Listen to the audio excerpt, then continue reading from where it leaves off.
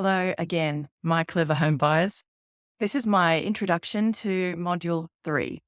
And Module 3, I think I alluded to this when I described Module 2. Module 2 is quite light on, whereas Module 3 has got a lot of detail in it. However, it's also a little bit fun because it's full of wonderful links to websites that you can go exploring. You can really get lost in for hours, to be completely honest. So, this is welcome to Module 3 workbook, and you'll be able to see that we are at the third step in our 9-step process of learning to buy a home like a buyer's agent.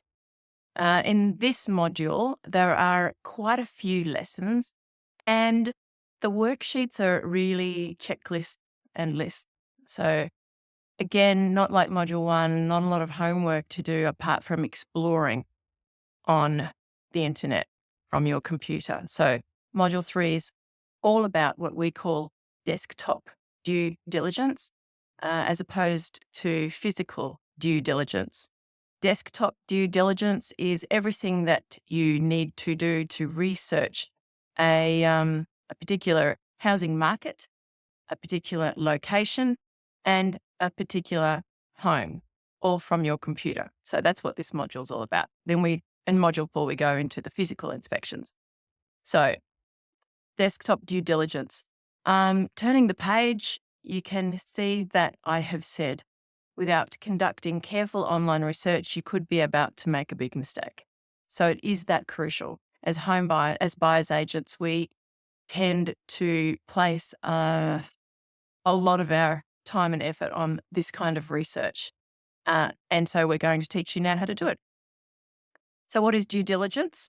In Queensland, it is what it says here, buyer beware. And that means that when you buy a home, it's up to you to have done all of your research on that property and purchasing it as it is. Once it's in your name, that's it. Anything that you find wrong with the property after that is stiff pickies, really. So in most cases. And so I like to then provide you with the 3 professions who provide you with protection. Now, we did touch on these in Module 1. So if you were getting a buyer's agent, they are the most important person to make sure that you're protected. And your building and pest inspectors are very important. Trying to find a better way of describing it. They're just very important. And then your conveyancers will be the people who help you with the property transactions. Not just that. Conveyancers are an eagle set of eyes for you to identify places where you could trip up, where you need to do more investigating. They're also really good at helping you along with the process. Develop a relationship with your conveyancer and pick a good one who is very communicative. The reason that it's important to have a conveyance, the Brisbane market is moving so quickly that you'll find that sometimes you attend an open home and you need to be placing an offer that afternoon. And I can tell you now, the last home I bought, when we went through the open home, it was the second open home. We didn't get to the first one. We went through the open home at 1 or 1:30 that afternoon. And then we found that we were placing an offer on the property at 4:00 that afternoon. So you need to do a lot of this desktop due diligence before you even step foot into the property. There are 3 types of due diligence. Whilst we've got desktop due diligence that we do from our computer, and then the physical due diligence that we do with our own 2 feet, there are 3 types of due diligence. The first one is market research, and market research is mostly on the computer. However, can do market research by asking real estate agents how they feel the market is going, just having general conversations about it. Using your own eyes, if you turn up to an open home and there are 100% more people there than there were a month ago at the open home for a similar home, that's telling you something about the market. the types of people who are looking in that home. Um, Attending open homes and attending auctions can give you some insight into the market. However, by far and large, the majority of research about the market is done on your computer. Then there's location research. The location research, again, the majority of that is done on your computer, and you will find that you are able to identify suburbs that are safer than other suburbs, schools, zones for the more affluent schools. You can even look and see where there is community housing, also known as housing commission. You can have a look at the public transport. There's a lot that you can do from your computer before you attend open homes. So this is really narrowing down whether or not you're even interested in wasting your time at that open home, because you can online before you attend that open home. You can do things like looking for mobile phone towers. There is just so much that we're about to talk about. So then the final part of the due diligence that you can do on the computer, or although most of it is physical due diligence, is the property research. And what I mean by doing that on the computer is you can have a look at the property online and you can see if it's in a flood zone. You can see if it's in a bushfire identified area. You can see if it is in a heritage area. You can see if that particular property has got a gas pipeline running right underneath it. You can see where the sewer pipes are in case you were interested in putting in a swimming pool. So there's a lot that you can research about that property before you attend the open home. And so if you've narrowed down the market research, the location research, then the pool of properties that you're looking at is much smaller and you can afford to spend the time doing due diligence from your desktop before you attend the open homes, and you're not spreading yourself too thin. Okay. So yes, you can do property research from your desktop before you attend the open home. Now, we will go into this in more detail in another video, but there are economic indicators that help you to understand the market, and there are trends that help you to understand the market. You can also, like I said before, you can look at crime rates before you get too interested in a particular area. The Queensland Crime Map is by the Queensland Police is really helpful for identifying if there have been murders in the neighbourhood that you're looking at in the last couple of years, or just having a look at drug offences and things like that, seeing the ratio of comparing one suburb to another suburb. If you've grown up in Brisbane, you've probably got a really good idea about that, but some people haven't. Researching schools. And so these are different options and ways that you can research schools and research flood zones. This page talks about the different types of flood zones in Brisbane.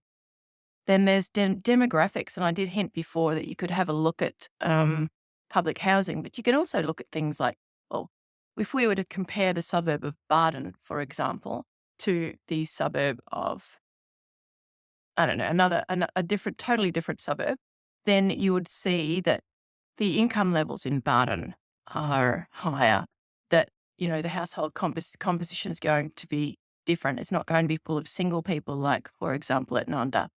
And so getting insights into that can give you an indicator of and also give you a realization as to why the houses and the homes are priced in a particular way in that area. Gives you insight.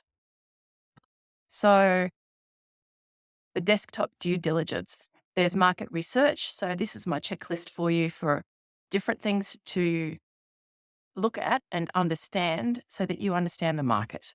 Then the location research, these are the different things that you can look at to understand specific locations. And then the property research, these are the things you can do online before you attend the open home and after you've attended the open home. So you've attended the open home and you're like, oh, okay, well, I'm really interested in this property. There's more online research that you can do after the open home. The trouble is, sometimes, like I said before, you don't get a lot of time for that. So you want to try and get the foundation of your due diligence online research done before you attend an open home. I've got a lot of links here. There are a lot of free market research reports, and these links all work. There's a lot of paid reports as well. And some websites have free reports and paid reports. So we've given you links to both of them. And local developments nearby, you might not be interested in looking at a property if you can see that right across the road it's zoned so that shops can be built there. So having a look at zoning and developments that might affect the area that you're looking to purchase in. And so we'll go into more detail, but local developments and broad developments. So there's safety certificates that you can research online as well. If there is a pool and smoke alarms, the sales agent should be able to provide you with information regarding the situation with those certifications. And then building certificates in case somebody's put on a deck or a granny flat or a renovated a DIY bathroom. You need to have certificates to show that those have been approved by a building certifier. And there are some links here for the Brisbane City Council information about their building certifications. And generally, you'd get your conveyancer to do the search with the Brisbane City Council to make sure that something was certified. A deck that was built, for example, was certified if you can't get evidence of that. And then there are some more useful links there. For example, the one on the bottom of the second page, the owner-renter ratio. That's a really helpful set of information. Do you want to purchase in a neighbourhood where you've got predominantly owner-occupiers living in their own homes, predominantly investors who have renters living in the homes? Because there will be a bit of a different demographic there, of course. Then we get into the interesting things. So then we've got lots and lots of wonderful links to take you to, the first one is the Brisbane City Council City Plan. And the information that you can get on there is fabulous, absolutely fabulous. You won't need all of it. You will be interested in seeing a lot of it. And so we've given you lots of links here that you can click on and go exploring to your heart's content. There we go. We can see the link for finding out if your property floods. And there are lots of visuals. Once you have a look at the workbook closely, you'll be able to click on the links. And I've kind of highlighted a couple of spots where I'd want to draw your attention to the fact that you can change settings and move layers on and off on top of the maps to show different information. And for example, you might love riding your bike. And so being able to access where the Brisbane City Council bikeways are. And if you're into public transport, there's the information that you can look at to research the local bus stops and train stations and see how close one is to a property or properties an area, how well serviced it is by public transport. We've got public school catchments, and we've also got the ability for you to have a look at the school results and identify schools that are performing better than others, if that's something that it is of interest to you, if you have school-aged children. And there's the crime map that I was talking about. That's a PDF that it can generate showing you crime hotspots. There's also another one, which is a privately created crime map, which uses the Queensland Police crime data, but it just shows it in a different way, and it's quite useful. I like it. Walkability, if you love to get out and about and you want to see what a particular area's walkability score is, there's a great website for that. It's called WalkScore. And then this wonderful website, the Digital Atlas. Wow, has it got a lot of information on it? You can go down a rabbit hole with that website. ERSAD, demographic information, public housing, like I mentioned before. Say you were over 55 and you wanted to see where are the concentrations of over 55-year-olds. You can see there I talked about it, the renters heat map, the affluent heat map, and then GeoRes Globe, which can show you mining operations. There are certain areas, for example, around Ipswich, where there are underground mining operations, and whether or not you're interested in purchasing a property that's sitting on top of one of those. This is great. It's a mine of information. Sorry. Archistar, that's phenomenal place to go. It has got uh, a subscription offer, but there's a lot of information on there that's available for free.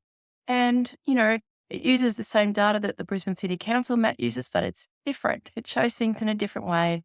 I love it. HTAG is the paid subscription, but got some great stuff on there for free. Just click on the link. Suburbs Finder is another one. It won't show you anything unless you pay for a subscription, but they do have a free trial. Unimproved land value. So this is it's really based on the size of your land and its location. Nothing to do with the value of the home on the land. The easements that are around. This is just one other way to view easements. And I like the way that this lays it out. It gives it to you very clearly. Mobile phone towers. Plethora of information. This workbook is not sunray angled. This is cool. Where do you want to put your veggie patch or your swimming pool? Or if you were building, where's the best aspect? So then when we're getting into the nitty gritty, we can see the water and sewer pipes that lead into specific properties. And you'll notice that on the side there, I've got it ticked. There's a lot of tick boxes that I've got ticked, and I've just highlighted that for you so you know how to get in there and get it on your screen as quickly as possible. Again, with Energex, dial before you dig. Dial before you dig is it produces reports for you. It'll email them to you, but it just takes a little bit more time to generate them. But dial before you dig is a good place to go if you're interested to see NBN connections. Have fun. This is a really good, important one. Historical photos. So have a look at these photographs here, and you can see the home that is in question. You can see the photographs that were taken of it before it was obviously had work done to it. So I think that having a look at historical photographs is an important way to see how many improvements and the quality of the improvements that have been made to the original property. So we've reached the end of this workbook. That was just a really quick overview. I'm sorry it took so long. It was like a long time, but there's a lot of information here. So this is my favorite module, to be honest. I love getting in there and having a look at all the data, and you can just get carried away a little bit. But thank you for watching this video. And I look forward to seeing you with the other smaller videos that are a little bit more detailed than this one.